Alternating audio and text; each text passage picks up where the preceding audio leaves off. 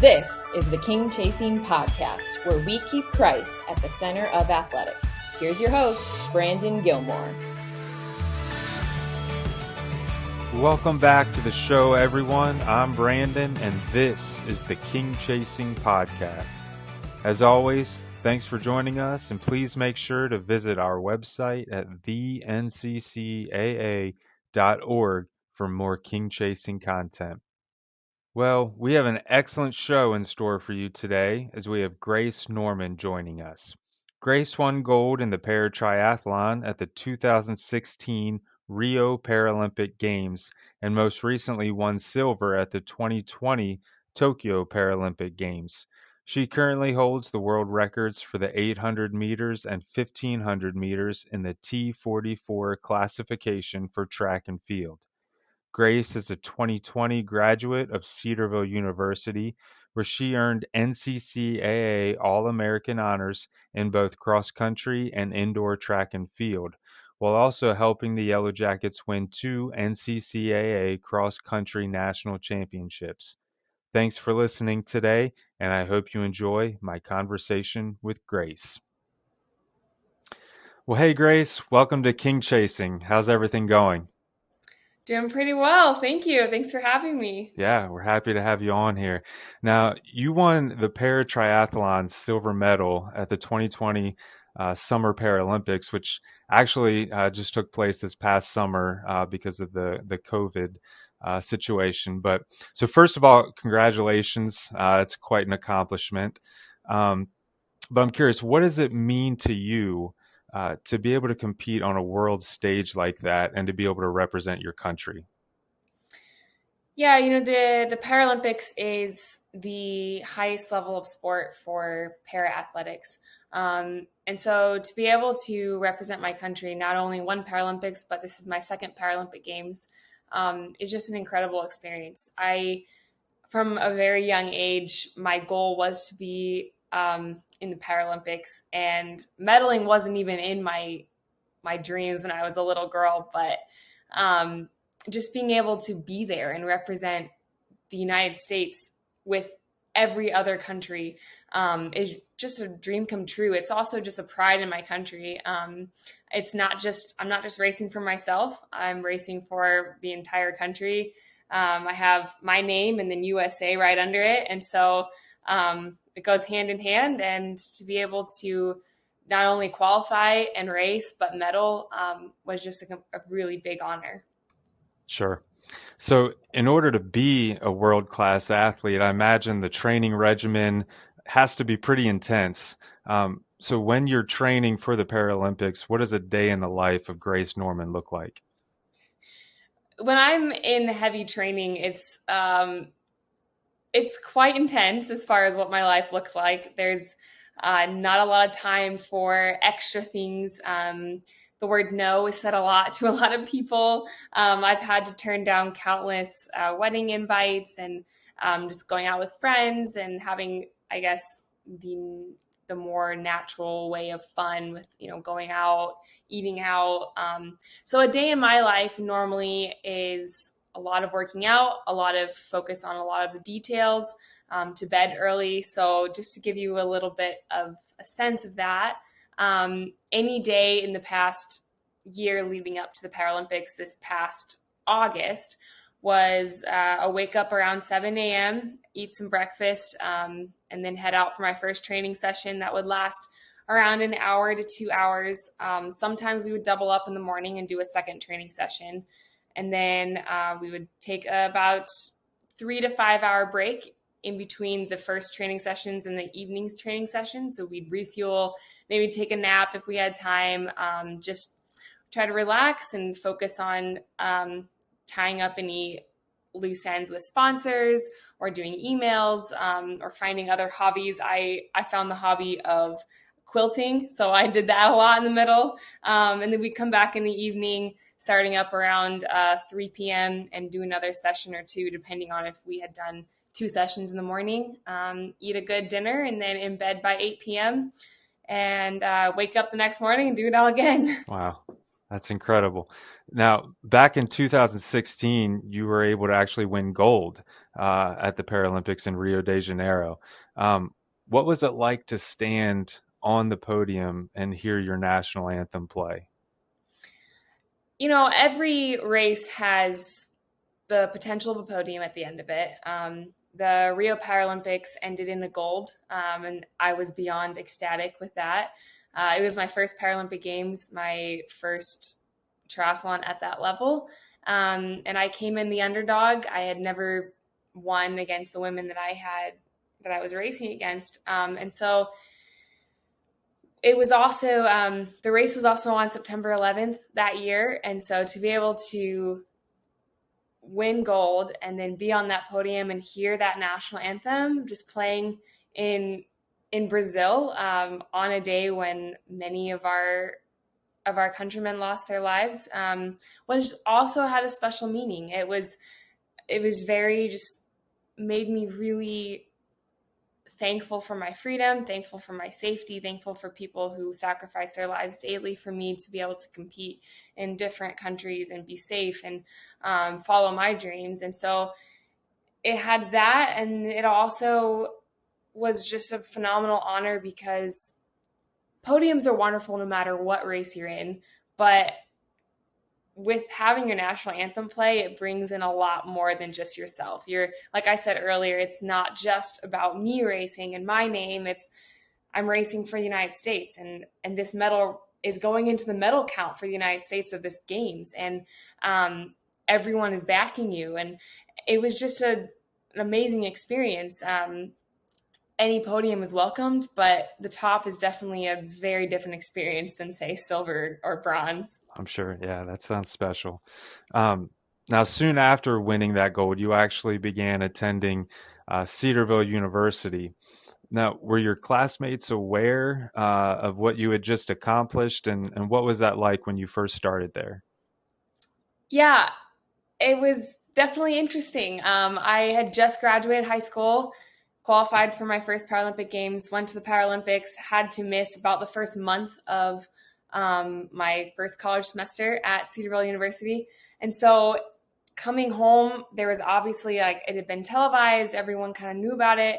I came back to the school, and my father is a professor there at Cedarville University, and so he had people talking to him about it. And I came back as a freshman, first time at the school. They had a big welcome home party, Oh, wow. and it was a really amazing experience. But I was like, I don't know any of these people. Like, I'm trying to like start my career as a freshman at Cedarville University, meet new people, trying to get caught up on the 3 weeks of nursing that I just missed.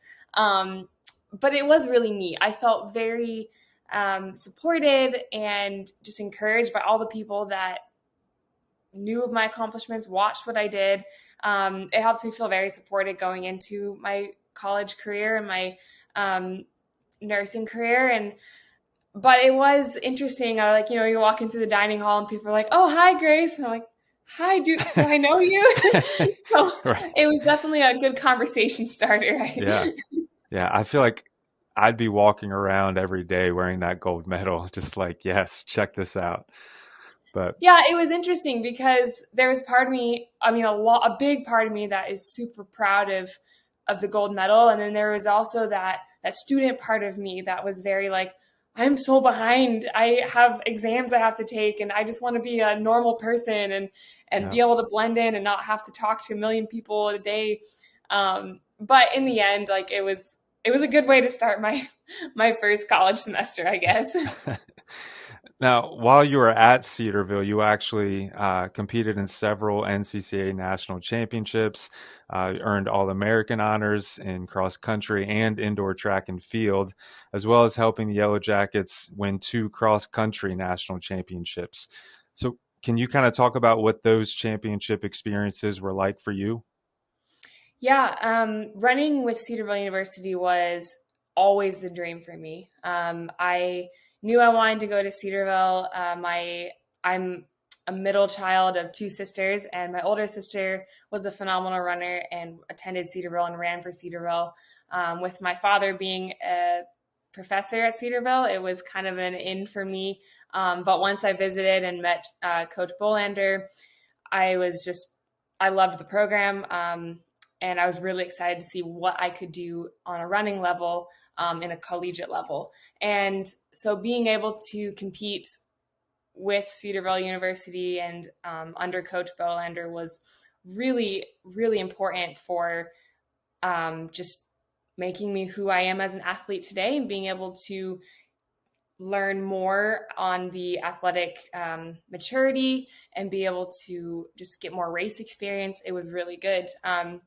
And so being able to compete in, several national championships was really, really exciting. It was just such a cool environment to know that like all the schools there and all the teams were competing for their team, but also for Christ. And so we all had that commonality that brought us together.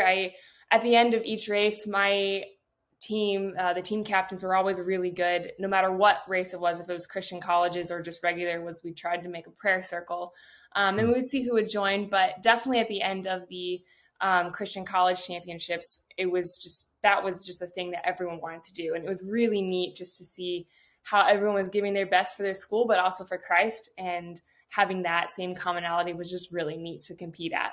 Yeah, that's awesome. How did your attendance at Cedarville impact your walk with Christ? Cedarville was a huge part of, I guess, my life in a lot of different areas. It drew me. I was drawn to Cedarville, one, because my dad was a professor there. I kind of grew up around the school. But even from a young age, I took piano lessons there. And so I was interacting with students from from middle school and elementary school. And I just saw their kindness, their willingness to work with everyone, just the community there. And then it just escalated more whenever I arrived as a student. The community of believers, of just strong faith individuals, just kindness. It was really, really impactful and wonderful to be around. I went to a Christian high school and elementary, and so I've been raised in Christian education my entire life. But to finish off at college, it's a different experience. We all stop for us at Cedarville University, it was 10 a.m. every day. We had chapel, and to be able to just have that time set aside for getting closer to God, listening to sermons, singing, and being surrounded by an entire community of people and athletes alike was really amazing. It really did grow my faith. It helped me take my faith and help it become its own. At Cedarville University, we all graduate with a Bible minor. And so to go through those different courses of the theology and Old Testament and New Testament really expanded my knowledge of the Bible and my faith. And I was able to make meaningful, lasting relationships with people that are still plugging into me today and helping me and encouraging me in my walk with Christ. And that's more than I could ask for from a Christian university. And so it was very impactful. Definitely helped me test what I actually believed and not just what my parents taught me or what the school was teaching. It was, let's make this faith my own, and helped me develop into a very strong Christian and take my faith into my athletics and here I am today. Yeah. Now, earlier we talked about your training for triathlons, but 1 Corinthians talks about training to win a crown that will last forever. Is there any insight that you can share for our listeners on how you balance training physically and also spiritually? Yeah, it's being an athlete, being an elite athlete, the physical training is what a lot of people think of. They are all interested in, what workouts I'm doing, how many hours a week am I training, what am I eating, how much are you sleeping? And while that's all really important, the spiritual side is just as, or if not more important. Leading into Tokyo, the Paralympic Games, I had put a ton of pressure on myself. Being the defending gold medalist from Rio, going in, I became so caught up in fear of failure and just focused on myself. And that wasn't a good place to be in. I had neglected the spiritual training and the spiritual, I guess, recovery and rest. And what I needed to focus on more, it was that. And racing for God, it was that I was given an opportunity. I've been given this gift and this talent, and I shouldn't be letting a fear of failure take over and in a sense ruin or make me afraid to compete. I should be taking this opportunity and giving it back to Christ and depending on him for everything. And I always use this verse, and I really need to write the reference down because I do not remember it. I think it's in Galatians, maybe. I don't know, but it's the verse is, "My grace is sufficient for you every day," and that stuck with me so much. And that was part of, yes, the physical training is so important with triathlon and leading into a Paralympic Games, but God's grace is so important as well. And he will give you strength to get through every day. And as long as you put your time into nurturing that spiritual growth and that spiritual training, then he'll be right there with you and he'll help you. And really, whenever I gave it back to God and I kind of opened my hands, okay, you can have it. The stress level and the all of the just pressure that I put on myself. There were still nerves, yes, but it was a different level. And it wasn't, I'm afraid. It was, I'm going to do this because God can empower me to do anything. And it was just a very changing experience. And it can be so easy to focus on the physical and just neglect the spiritual. But in reality, I need to put more emphasis on the spiritual instead of the physical. I love that. Now that you've graduated from Cedarville with a nursing degree back in 2020, what are your goals within the nursing field? Yeah, I graduated in 2020 with the start of the COVID-19 pandemic. It was a bit challenging to figure out what I was going to do from there. My original goal was to graduate, take my nursing exam, get my license, but just push on training for another 3 months, compete in the Paralympics, and then come back, start my nursing career. With COVID, I had an entire year now that I had to figure out what I was going to do. I chose to postpone my nursing career from the beginning where I took my exam, but I didn't start looking for jobs, or I didn't get hired on anything, because I had decided that I was going to put my full focus and attention into Paralympic training.